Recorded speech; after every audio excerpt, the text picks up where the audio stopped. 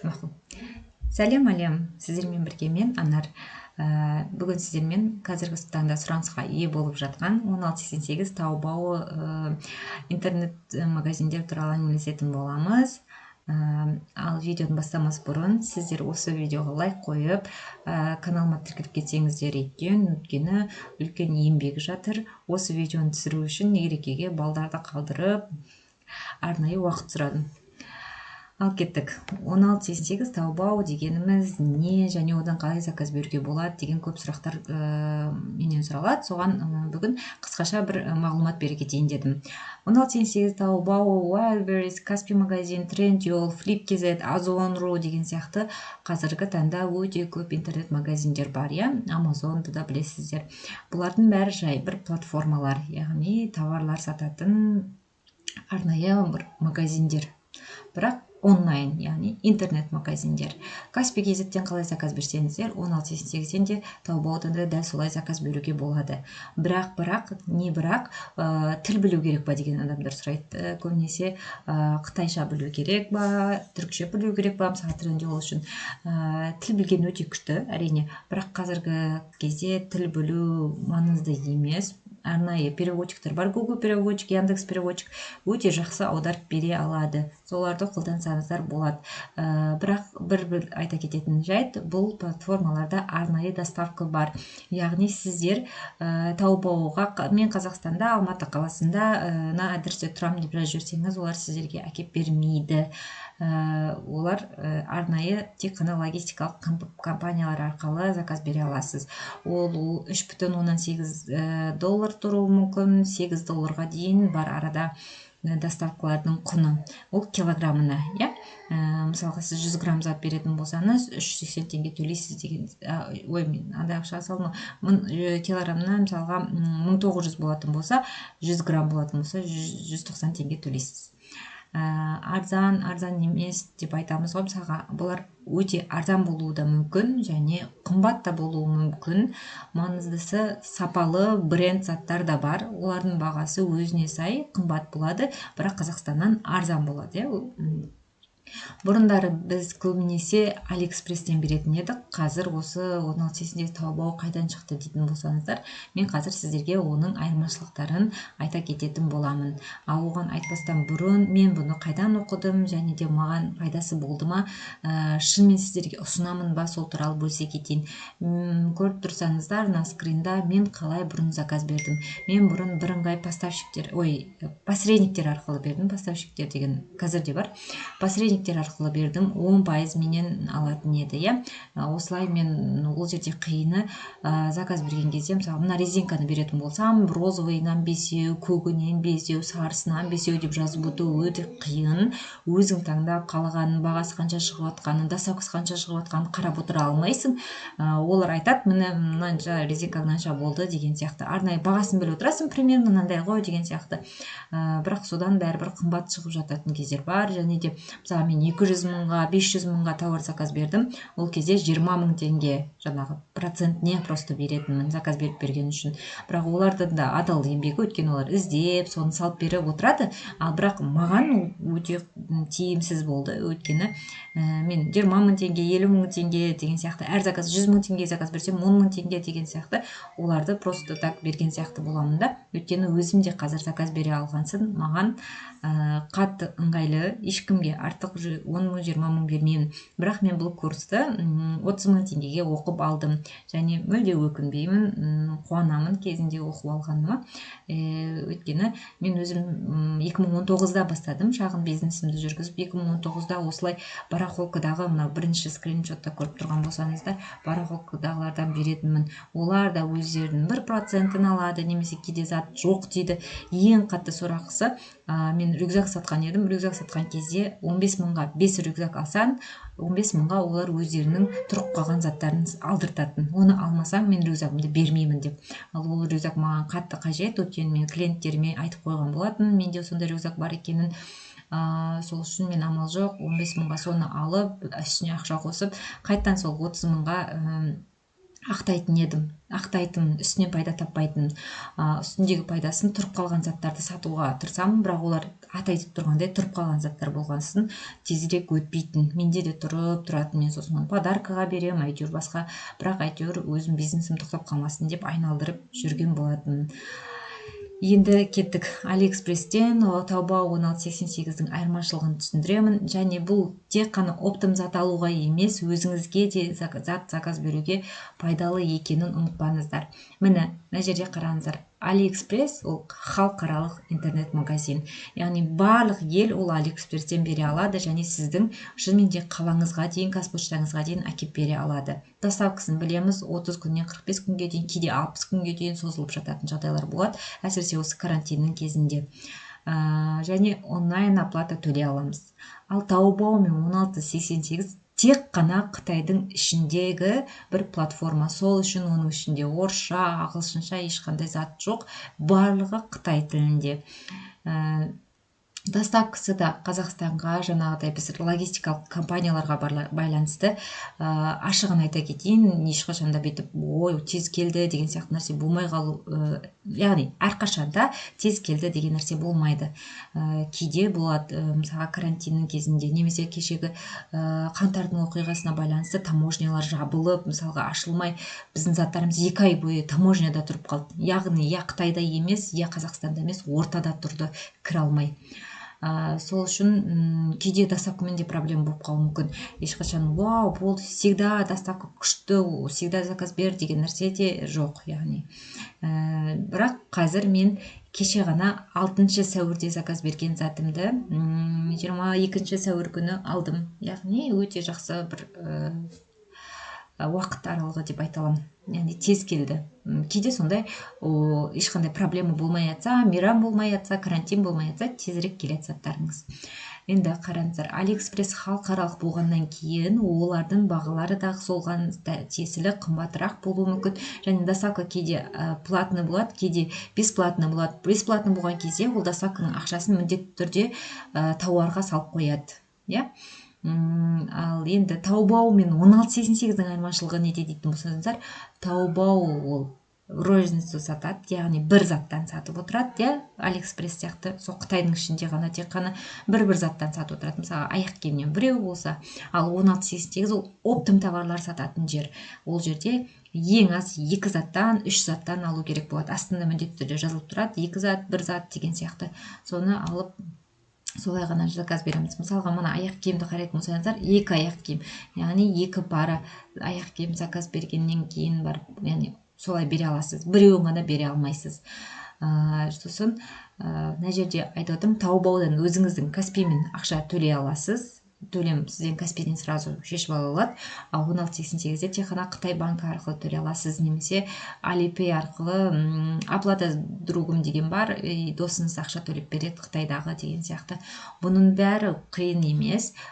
Курс оқып алсаңыздар өте оңай, яғни бар, тегінде мәліметтер бар. Тегінде қалай тіркелуге болады, қалай заказ беруге болады деген сияқты. Бірақ курс оқысаңыз, ол арнайы сіздің өзіңізге бір білім болады.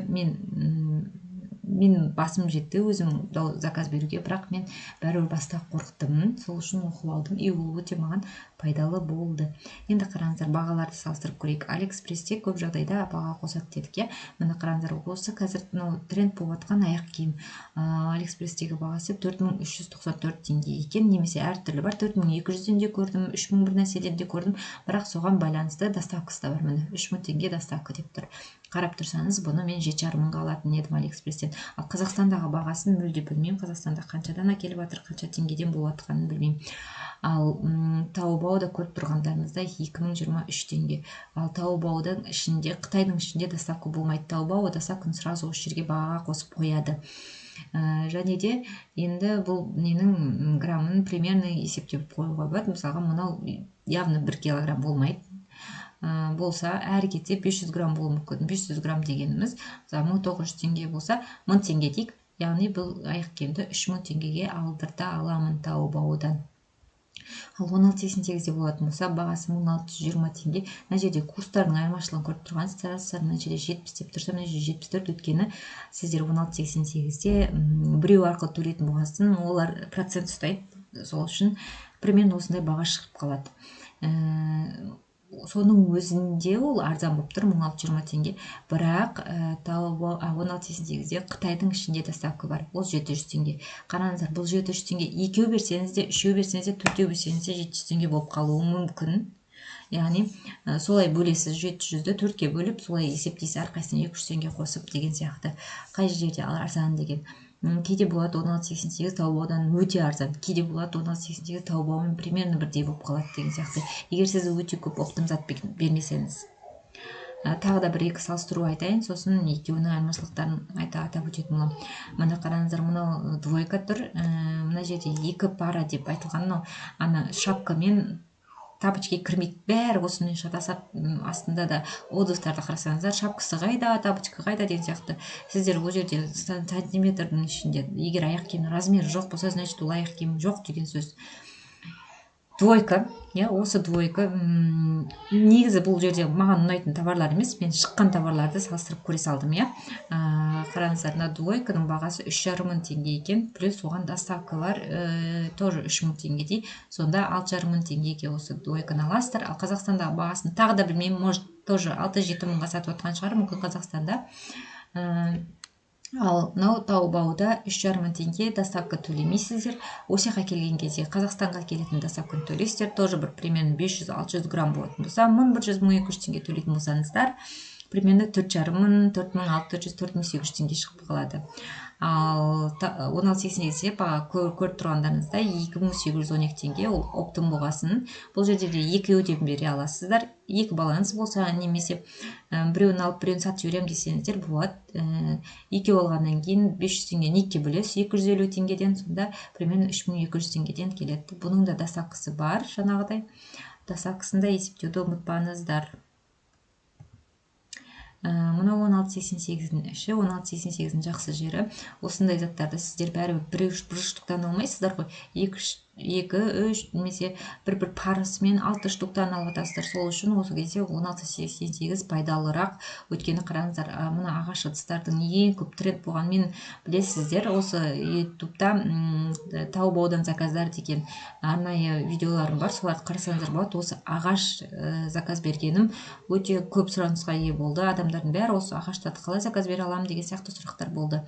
Сол үшін мені бағаларды салыстырып көрсетіп жатырмын сіздерге. 667 теңгеден басталынады. Ол, по-моему, ең кішкентай шар, ең үлкені 1628 теңге. Сосын бұлар бамбук ағаштар. Бамбук болғаннан кейін өте жеңіл келеді. Екі ағаш, мысалға бірге 500 грамм болған, бар 400 грамм болады деген сияқты. Соған қарай килограммнан да есептейсіз. Мен оларды есептеп, Икеаға барып тұрып, даже бағаларды салыстырып көрдім. Шынымен 2-3 есе арзан болып шығады. Енді 16.88 мен Таобауның арасындағы разницаны айтайын. Екеуі де арзан платформа, екеуі де тек қана қытайша. Ал 16.88 болатын болса, ол оптым. Таобау тіпті осы 16.88-дегі заттарды алып сатады деп айтуға болады. Ол оптым, ал неқта бір штуктан да ала бересіз. Бір штук носки болсын, бір штук чехол болсын, кез келген 100 граммдық заттар бола берсін, бәрібір ала бере аласыз. Ал 16.88-де қатып қалған бағалар, белгілі бір скидка жоқ. Бірақ та егер де мысалға бір ручкадан 100-200, мен оларға ручкадан 100 көп емес, 1000-2000 алатын болсаңыз, олармен міндетті түрде сөйлесуге болады. Мен ондай алып жатырмын, мүмкін 1-2 теңге түсіресіз деген сияқты. 1-2 теңге ол жерде өте көп рөл атқарады. Ал Таобауда үнемі скидкалар болып жатады, оны салыстырып отыру керек. Тіпті кейбір мысалға заттар, мен андай бір корзина алатын болсам, осы корзинаның астына купонын беріп жібереді. Ендігіде менен зат алатын болсаңыз, сізге 2 юань скидка, 5 юань скидка деген сияқты. 2 юань деген 150 теңге мысалға. Мен итак мынаны 150 теңгеге алғам, сонда тағы да бір скидка беріп тұр деген сияқты ғой. Сосын 16.88-де Қытайдың ішіндегі доставканы төлейміз. Қытайдың ішіндегі мысалға мен жасайтын склад, ол менің поставщиктерімнің склады Гуанчжоуда. Гуанчжоуға дейін Қытайдың ішінде доставка болады. Мысалға, ол қай қаладан келетінін білмеймін Қытайдың, сол үшін олар 700 теңге, 500 теңге қояды. Бірақ сіздің 5 затыңызға да сол 700 теңге болады. Яғни әр затқа 700 теңге емес, 5 затыңызға бірдей 700 теңге болуы мүмкін. Сондай қарайсыздар міндетті түрде, корзинада оп-оңай көрсетіліп тұрады оның бәрі. Одан кейін Таобаода мүлде доставка төлемейсіз, Қытайдың ішіндегі доставканы төлемейсіз. Олар оны так бағаға қосып жіберген. Одан кейін екеуінде де бірдей суретпен іздей аласыз. Мысалға, Алиэкспресстен тауып алдыңыз, немесе Қазақстандағы бір магазиннен күшті бір ыдыс көріп қалдыңыз, немесе бір көйлек көріп қалдыңыз. Егер оны ойлап тұрсаңыз, Гуанчжоудан, Пекиннен алған екен деп ойлап тұрсаңыз, ол суретті скрин жасап алып, Таобаоға 1688 сала аласыздар.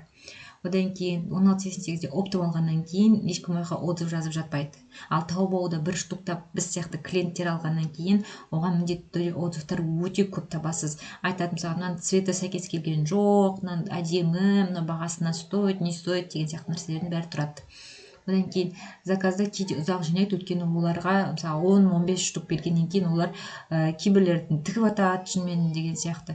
Ал Таобаода көп жағдайда заказ бір-ақ штук болғаннан кейін тез жинайды, азанда салып жібереді деген сияқты жағдайлар болады.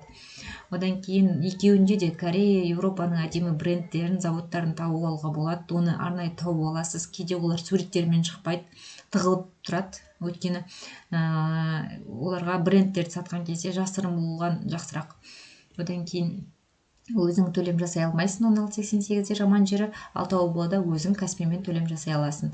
1688-де бірақ егер жақсы бір адам тауып алсаңыз, ол сізге Алипейіңізге ақша төлеп беріп тұрады, солай да жасауға болады. Мен солай жасаймын. Одан кейін екеуінде де сатушылардың рейтингі бар, көре аласыз. Мына сатушы дұрыс сатушы ма, дұрыс емес сатушы ма, астында әрқайсысына жұлдызша деген сияқты беріліп, алмаздар, әртүрлі рейтингтер бар. Қарап оларға уже сіз сатушының жақсы ма екенін біліп отыра аласыз. Одан кейін екеуінде логистикамен жұмыс жасаймыз міндетті түрде. Яғни 1688-де Таобаода сізге Қазақстанға әкеліп бермейді. Олар сіздің айтқан складыңызға апарып береді. Менің мысалға мен жұмыс істейтін компанияның склады Гуанчжоуда орналасқан. Мен сол кісілердің адресін аламын, сол жаққа апарып береді курьерлердің бәрі. Олар барлығын жинап осы Қазақстанға жібереді. Қазақстанда тоже склад бар. Сол жерге әкеліп сорттап айтады, мысалға сортировкадан өткізеді. Мынау Анардың заты, мынау Мадинаның заты, мынау Арайлымның заты деген сияқты бөліп бөледі, маған килограмм жібереді. Сіздің бүкіл затыңыз мысалға 2,5 теңге немесе 11 000 болды деген сияқты. Сіз өзіңіз примерно біліп отырасыз, қай затыңыз ауыр, қай затыңыз сондай екен.